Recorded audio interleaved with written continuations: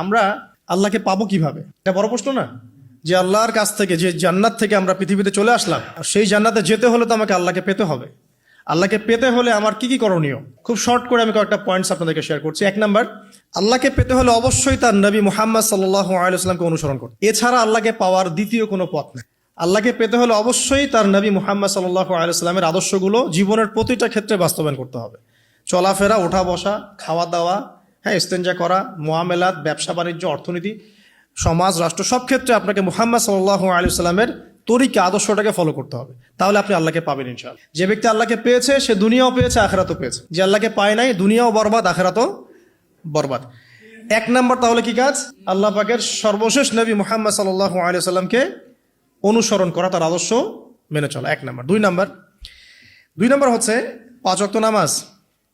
আল্লাহকে পেতে হলে নামাজ লাগবে। নামাজ নাই, আল্লাহ নাই।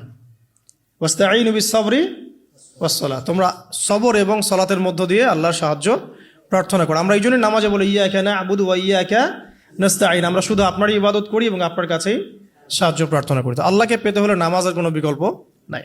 আল্লাহকে পাওয়ার তৃতীয় একটা মাধ্যম বলে দিই আমি, সওম বা রোজা রাখা। অল্প সময় গুটিয়ে নিচ্ছি। সওম বা রোজা রাখা। রোজা কেন আল্লাহকে পাওয়ার মাধ্যম জানেন? কারণ রোজা রাখা অবস্থায় আমরা কিন্তু গোপনে পানাহার করি না, করি? আমরা রোজা রেখেছি, গোপনে কিন্তু পানি খেতে পারি, কেউ দেখবে না। গোসল করছেন, আপনি পানি খেতে পারেন, কেউ দেখবে? দেখবে না। লুকিয়ে লুকিয়ে আপনি কিন্তু খাবার খেতে পারেন, কেউ দেখবে না, বাসায় কেউ নাই দেখার, কিন্তু আপনি খান না। আপনি সবর করেন, সহ্য করেন, একদম সূর্যাস্তের সময় গিয়ে আপনি ইফতার করেন। এই যে কাজটা আপনি কেন করেন? কারণ আপনি ফিল করেন যে আল্লাহ আপনাকে দেখছেন। কেউ আপনাকে দেখুক না দেখুক,